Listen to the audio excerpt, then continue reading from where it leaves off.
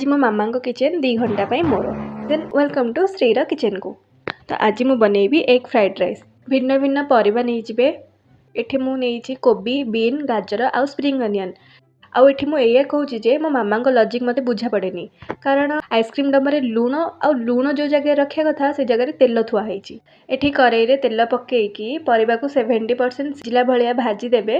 तापरे अंडा रे लूण, जीरा गुंड, ब्लैक पेपर, चिकेन मसला पकईकी गोलेला परे सेम करेई रे भाजी देबे। कारण आउ गोटे जगह जदि मु एक्स्ट्रा असना करथांती मो मामा मते गाली करथांते।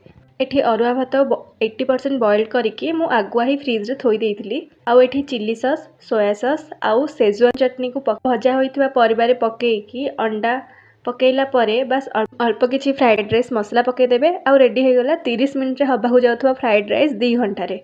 आउ हाँ, एते मात्रा रे मो वीडियो देखुसंती लाइक आउ सब्सक्राइब कर देले कोन ही हेइ जिवो।